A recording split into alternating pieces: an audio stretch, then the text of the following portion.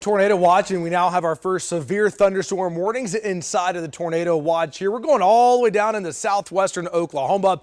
These storms right here, they are splitting. One is moving up to the north, the other one's moving to the northeast here. What do you need to know about both of these storms now? The northern cell is the hailer, and then the one that moves up to the northeast, we'll have to watch this one for rotation. So there's field meteorologist Michael Armstrong and Storm Command. He is going to be west of Frederick, tracking this northern split here.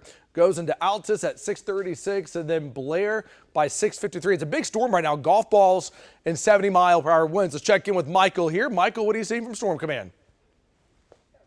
Yeah, Damon, we're actually coming up on Tipton now here in southwest Oklahoma. So I'm looking straight behind me on my 360 camera. You can see my antennas there. And right behind it is that left split. So the storm has split into two, and that's the left split, and that's going to bring that hail risk straight into Altus. And that hail could be rather large. Now I'm going to take the camera, pan it around.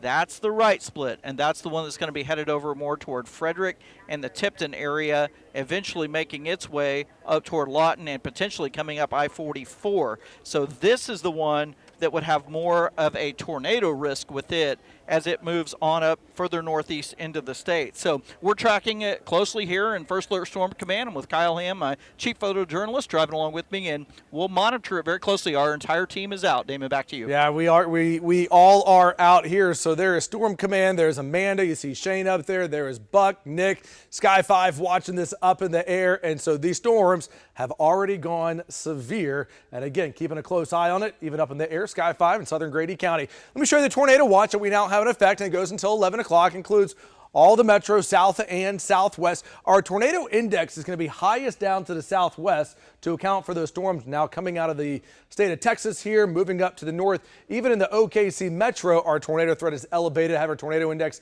at a 4 on a 1 to 10 scale. Hailstones, they're big. Golf balls to tennis balls tonight, and a threat for winds up to 80 miles per hour. These are going to be some real significant storms. So by 8:30, we're tracking these storms coming out of the southwest, moving up to the northeast. By 9 o'clock, they're still west of the metro here. We'll continue to track them into central Oklahoma. By 10 o'clock, still looking at a big hail threat and a tornado risk. And then as they move to the northeast, they'll be out of there by midnight. We are going to see a few additional hail storms pop up tonight that we'll watch around 2 a.m.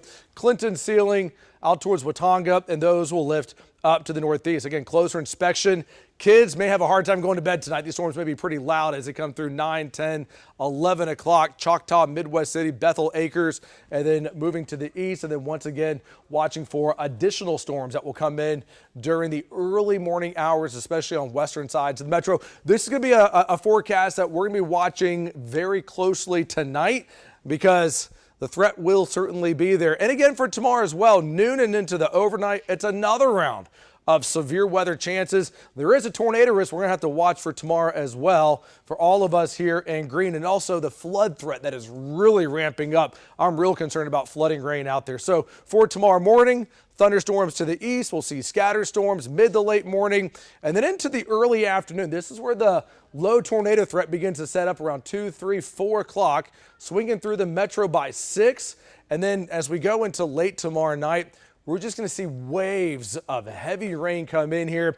And the state is, especially south and east of I-44, our soil is saturated, so we can't take much more rain. But here we are early Wednesday morning, still watching south and east of I-44. Look at the rain numbers that we're dealing with here. This is going to be some life-threatening flooding that we're dealing with here. 3, 4, 5, 6, 7 inches of rain right along the turnpike here, south and east. And you know what? More severe weather expected as we go into Wednesday afternoon. We're just going to have to take it day by day, because we are in a stormy weather pattern that will likely continue for about another 2 to 3 weeks, even going into next week. It looks pretty stormy as well. We will at least get a bit of a break from storms there Thursday, thank goodness. 20% chance of storms. The weekend doesn't look too bad either.